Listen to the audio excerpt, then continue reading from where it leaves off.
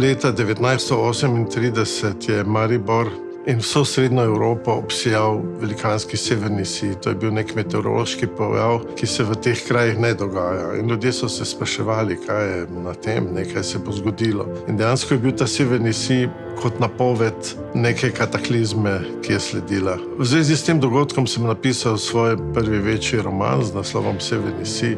In tako je ta prvi moj roman, ta zgodba s severnim sijem in kroglo sveta, ki drsi Bogu očetu iz rok, nekako postala spremljevalka vse moje literature. Potem sem napisal 2 vojna romana, ki sta povezana tudi deloma z Mariborom in tem nemirom v tem mestu.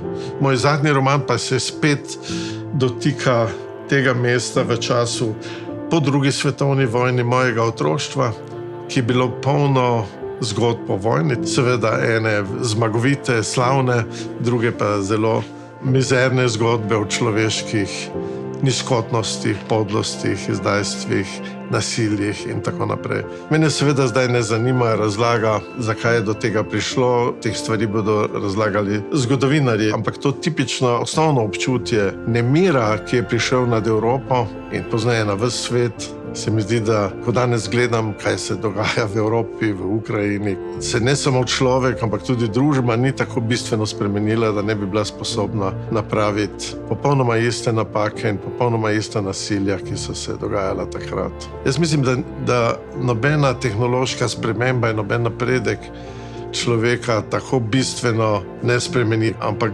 ponavljamo ene in iste zgodbe. Bojim se samo, da tudi tiste tragične iz zgodovine, upam, da se nam te ne približujejo. Literatura pa je tu zato, da pravzaprav ne razlaga, pripoveduje preprosto o ljudeh, kako se jim je v nekem času nekaj zgodilo. Tudi moj zadnji roman na nek način povezan, ki pa skuša razumeti pravzaprav nekaj več, če je to mogoče v literaturi, ker literatura pač ne razlaga stvari, skuša razumeti, kaj vse to je, zakaj smo tukaj, koliko časa, kaj je onkraj, kako smo majhni pred vsem tem, pred koncem, kajti v tem mojem zadnjem romanu se moj deček, moj junak, ko se zazre v zvezdno nebo, sprašuje, kaj je v redu, ampak kaj je za zvezdami. Spet govorim kot filozof ali teolog, ampak ne pišem o tem, pišem zelo konkretne stvari. Pogosto me na tujem sprašujejo, kako je pisati v jeziku malega naroda. Njim se zdi to nekaj nenavadnega. Seveda človek mora pisati v angleščini, nemščini, francoščini in tako naprej. Jaz jim odgovarjam, če imaš ves inštrumentarij jezikovni na razpolago in tudi to nemirno tradicijo 20. stoletja, ki so jo ljudje na tem delu sveta preživeli, potem pač lahko pišeš polno literaturo.